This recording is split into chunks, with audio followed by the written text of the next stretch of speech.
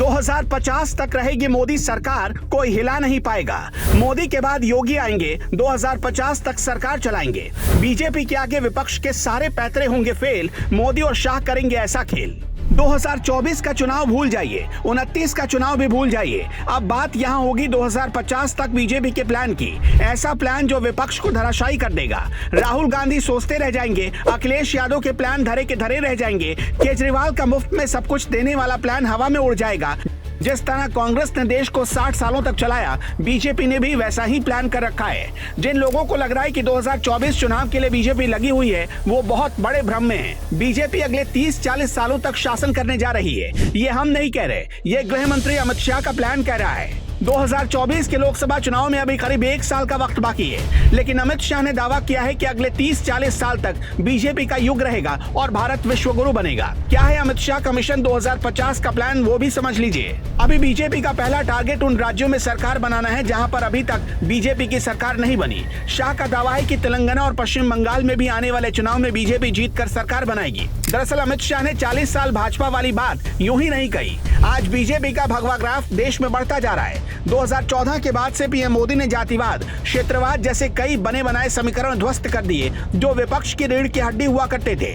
लेकिन बीजेपी ने सबका साथ और सबका विकास का मंत्र देकर विपक्ष को ऐसी पटखनी दी कि वो उठ ही नहीं पा रहा है। बीजेपी 40 सालों तक राज कैसे कर पाएगी ये तो वक्त बताएगा, लेकिन उससे पहले 2024 में किस तरह से बीजेपी ने अब तक अपनी जीत का प्लान तैयार कर लिया है वो भी समझ लीजिए। असल में हिंदुत्व की छवि वाली बीजेपी अब मुसलमानों के वोट को भी बटोरने पर पूरा जोर दे रही है। कैसे? यूपी के रामपुर और आजमगढ़ 2 मुस्लिम बहुल इलाके में हुए लोकसभा उपचुनाव को ही देख लीजिए। इन दोनों सीटों को सपा का गढ़ समझा जाता था, जिसके पीछे मुस्लिम प्लस यादव समीकरण का फॉर्मूला सामने रखा जाता था। लेकिन बीजेपी ने उसे ध्वस्त करते हुए कमल खिला दिया और दोनों सीटों से बीजेपी के उम्मीदवार जीत गए। लेकिन यूपी में यादव मुस्लिम वोट के किले को भेज चुकी बीजेपी का असली मिशन है साउथ, क्योंकि भगवा वाली पार्टी बीजेपी के हिंदुत्व की लहर का असर तेलंगाना पर भी पड़ना तय है। याद कीजिए 2014 के लोकसभा चुनाव के समय बीजेपी पूर्वोत्तर राज्यों की चर्चा खूब करती थी।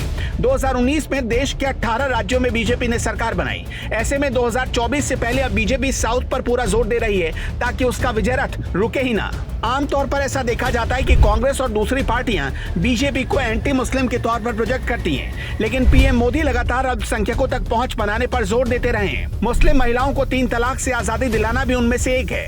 असल में बीजेपी मुसलमानों को ये बताना चाहती है कि वो भी तुष्टीकरण नहीं करेगी और उनके साथ गलत नहीं होगा। लेकिन विकास की राजनीति पर बीजेपी को भी पता है कि 30-40 साल तक राज करना उसके लिए मुश्किल होगा। इसलिए अमित शाह का सुपर प्लान है कि विपक्ष को कमजोर किया जाए। शाह को ये बात अच्छे से पता है कि उनका मिशन 2050 तभी कामयाब होगा जब विपक्ष कमजोर होगा। बीजेपी लगातार इसी दिशा में काम कर रही है और काफी हद तक वो सफल भी हुई है, क्योंकि आज राजस्थान को छोड़कर किसी भी बड़े राज्य में कांग्रेस की सरकार नहीं है।